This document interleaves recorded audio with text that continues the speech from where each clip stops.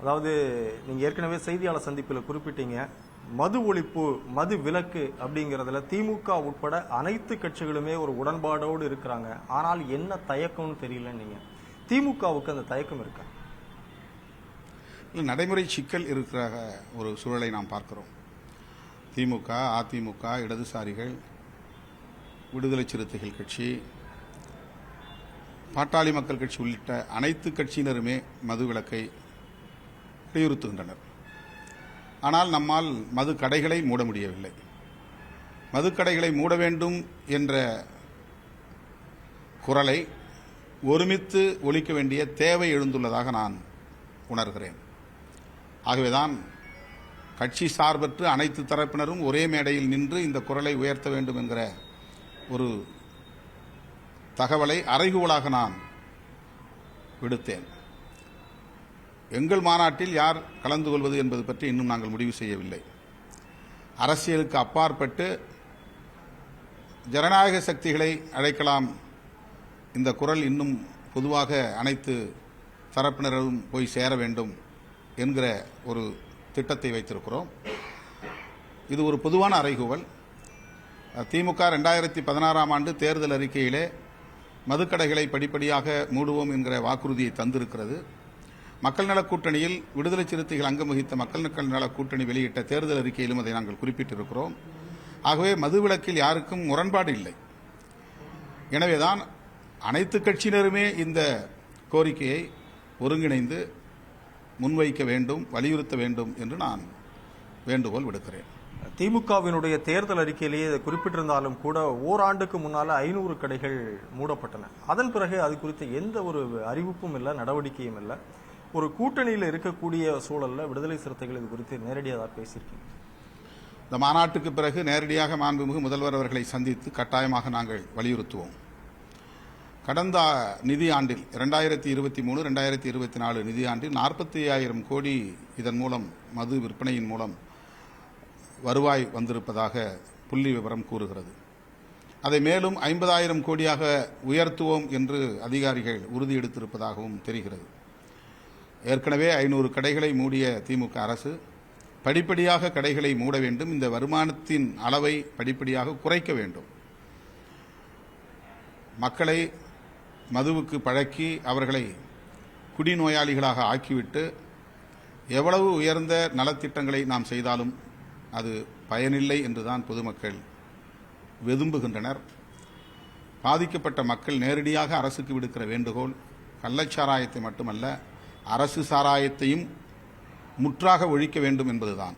எனவே மக்களின் கோரிக்கையை நாங்கள் உயர்த்தி பிடிக்கிறோம், அரசின் கவனத்திற்கு முன்வைக்கிறோம். கடைகளினுடைய எண்ணிக்கையை குறைக்கிறதுல எந்த விதமான ஒரு நடவடிக்கையும் இல்லை. ஆனால் 45,000 கோடி டாஸ்மாக் வருமானத்தை 50,000ஆக மாற்றுவதற்கு அதிகாரிகள் தீவிரம் காட்டுறாங்க. அப்படின்னா இது எப்படி ஒரு முரண்பாடு? அரசு பல நலத்திட்டங்களை, கட்டணமில்லாத சில உதவிகளை செய்து வருகிறது. அதையெல்லாம் ஈடு செய்வதற்கு இதுபோன்ற வரி வருவாய் துணை நிற்பதாக அதிகாரிகள் நம்புகின்றனர். இந்த நம்பிக்கை மக்களுக்கு விரோதமானது. அதிகாரிகள் அரசு நினைப்பதை செய்ய வேண்டும் என்கிற பொறுப்புணர்வோடு மட்டும் இதை அணுகுகிறார்கள். அதிகாரிகளுக்கு மக்கள் நலன்கள், தேச நலன்கள் என்பதும் முக்கியமானவை, முதன்மையானவை. ஆகவே அரசுக்கு அவர்கள் எடுத்துரைக்க வேண்டும், அறிவுறுத்த வேண்டும். படிப்படியாக தமிழ்நாட்டில் மதுவிலக்கை நடைமுறைப்படுத்துவதற்கு அதிகார வர்க்கமும் உறுதுணையாக இருக்க வேண்டும் என்பது என்னுடைய வேண்டுகோள். அதாவது திட்டங்களை செயல்படுத்துவது, இலவசங்களை கொடுப்பதற்கு டாஸ்மாக் வருவாய் தான் கை கொடுக்கிறது அப்படிங்கிறது நீங்க சொல்லும் போதே தெரியுது. இதற்கு மாற்று வழியே இல்லையா? இல்லாத பட்சத்தில் மதுவிலக்கு சாத்தியமா? இலவச திட்டங்கள் என்பது அரசே முடிவு செய்யக்கூடிய ஒன்று. மக்கள் பெரிதாக அதை கோரிக்கையாக வைப்பதில்லை. அது ஒரு வகையில் மகிழ்ச்சி அளிக்கக்கூடியதுதான். ஏழை எளிய மக்கள், கடைநிலையில் கிடக்கிற மக்கள் பயன்பெறக்கூடிய திட்டங்களாக அவை இருக்கின்றன. எனவே அவற்றை நாம் விமர்சிக்கவில்லை. ஆனால் இதன் மூலம்தான் அதை செய்ய முடியும் என்கிற நிலை இருந்தால் அது ஏற்புடையதல்ல. அதை முற்றாக கைவிட வேண்டும். இலவச திட்டங்களை கூட கைவிட்டாலும் ஒன்றும் தவறில்லை. அதைவிட அந்த திட்டங்களை நடைமுறைப்படுத்துவது முக்கியமானது என்று கருதினால் அதற்கு வேறு வகைகளில் வேறு வழிகளில் வரி வருவாய் பெறுவதற்கு அதிகாரிகள் வழிவகுத்து தர வேண்டும், செயல் திட்டங்களை வரையறுத்து தர வேண்டும். இந்த மதுவிலக்கு மாநாட்டில் கலந்து கொள்வதற்கு எல்லோரும் வாங்க அப்படின்னு கூப்பிடுறப்போ குறிப்பிட்டு அதிமுகவும் இதில் பங்கேற்கலாம் அப்படின்னு சொன்னீங்க. இது அதிமுகவுக்கு விடுதலை சிறுத்தைகள் கட்சியிலிருந்து ஒரு சிக்னல் அப்படிங்கிற ஒரு பேச்சு எழுந்திருக்கு. இல்லை, இது ஒரு தவறான புரிதல். தேர்தல் நிலைப்பாடு வேறு, இதுபோன்ற மக்கள் பிரச்சனைகளுக்காக களமாடுவது என்பது வேறு.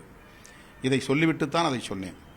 திமுகவுக்கும் இதிலே உடன்பாடு இருக்கிறது, அதிமுகவுக்கும் உடன்பாடு இருக்கிறது என்கிற போது எல்லோரும் சேர்ந்து குரல் எழுப்ப வேண்டும். சொல்லப்போனால் இந்த மேடையில் எல்லோரும் சேர்ந்து நிற்க வேண்டும் என்கிற துணியில் அதை சொன்னேன். அரசியல் கட்சிகளை இந்த மாநாட்டில் அழைப்பதா இல்லையா என்பது குறித்து இன்னும் நாங்கள் முடிவு செய்யவில்லை. அப்படி அழைப்பதாக இருந்தால் யார் யாரை அழைப்பது என்பதை கூட்டத்தில் நாங்கள் கலந்து பேசி அதன் பிறகுதான் முடிவெடுப்போம். இப்போதைக்கு நாங்கள் அப்படி எந்த ஒரு தீர்க்கமான முடிவையும் எடுக்கவில்லை. தற்போது நான் இதையொட்டி விழிப்புணர்வை உருவாக்குவதற்காக 8 நாள் சுற்றுப்பயணத்தை தமிழ்நாடு முழுவதும் மேற்கொள்ள இருக்கிறேன். அந்த சுற்றுப்பயணத்தில் அந்த கலந்தாய்வு கூட்டங்களில் மருத்துவர் சிவராமன், மருத்துவர் விக்ரம்குமார் போன்றவர்கள் கட்சி சார்பற்ற முறையிலே பங்கேற்று கருத்துரை வழங்க இருக்கிறார்கள். இதுபோல கட்சி சார்பற்ற சில ஜனநாயக சக்திகளை அழைப்பது என்று நாங்கள் ஏற்கனவே முடிவு செய்திருக்கிறோம். கட்சித் தலைவர்களை அழைப்பதா இல்லையா என்று விரைந்து முடிவெடுப்போம். இறுதியாக ஒரே ஒரு கேள்வி, மதுவில்லாத போதையில்லாத தமிழ்நாடு சாத்தியமா? தமிழ்நாடு மட்டுமல்ல, மதுவில்லாத இந்தியா, போதை இல்லாத இந்தியா, இது நம்முடைய கனவு திட்டம். இது சாத்தியமா இல்லையா என்பதை விட இதை சாத்தியப்படுத்த வேண்டும் என்கிற ஒரு உறுதி ஆளுவோருக்கு, அதிகார வர்க்கத்தினருக்கு, அரசியல் சக்திகளுக்கு, ஜனநாயக சக்திகளுக்கு கட்டாயம் தேவை. கோடிக்கணக்கான மக்கள் இதனால் பாதிக்கப்படுகிறார்கள், கோடிக்கணக்கான குடும்பங்கள் பாதிக்கப்படுகின்றன. எல்லாவற்றையும் விட ஒரு தேசத்தின் மனித வளம் பாழாகிறது. 20-25 வயதுக்குள்ளாக ஏராளமான இளைஞர்களும் இளம் பெண்களும் இதனால் முற்றிலும் முடங்கி போகிறார்கள், செயலிழந்து போகிறார்கள், வீரியம் இழந்து போகிறார்கள். இது மனித வளத்தை பாழ்படுத்தக்கூடிய ஒரு பெரிய ஆபத்து. எனவே மதுவில்லாத, போதைப் பொருள் இல்லாத ஒரு தேசத்தை கட்டமைக்க அனைவரும் உறுதியேற்போம். அதாவது நீங்க சொன்னீங்க இலவச திட்டங்களை விட்டொழித்து விட்டு மதுவிலக்கை அமல்படுத்தலாம், இதுதான் தமிழ்நாடு அரசு செய்ய வேண்டியது. நீங்க ஒரு வாக்கு வங்கியே இந்த இலவசத்தை நம்பிதான் இருக்குங்கிற பட்சத்தில் திமுக இதை செய்ய முன்வருமா? இலவச திட்டங்களால் ஆட்சிக்கு வந்தார்கள் என்று சொல்ல முடியாது. அதுவும் தவறான ஒரு கருத்து. மக்கள் திமுகவையோ அதிமுகவையோ ஆட்சியில் அமர்த்தியதற்கு அவர்களின் பல்வேறு வகையிலான கொள்கை நிலைப்பாடுகளும் செயல் திட்டங்களும் தான். இலவச திட்டங்கள் மட்டுமே கிடையாது. இலவச திட்டங்கள் எல்லாம் அறிவிக்கப்படாத காலத்திலும் திமுக ஆட்சியிலே இருந்திருக்கிறது, அதிமுக ஆட்சியிலே இருந்திருக்கிறது. எனவே இலவச திட்டங்கள் தான் அவர்களை ஆட்சியில் அமர்த்துகிறது என்று சொன்னால் அது சரியான கருத்து அல்ல. இலவச திட்டங்களை கைவிட வேண்டும் என்று நான் சொல்லுவது, இந்த வருவாயால் தான் அதை செய்கிறோம் என்ற நிலை இருப்பின் அதை கைவிடுவது நல்லது என்று நான் சொல்லுகிறேன். நன்றி.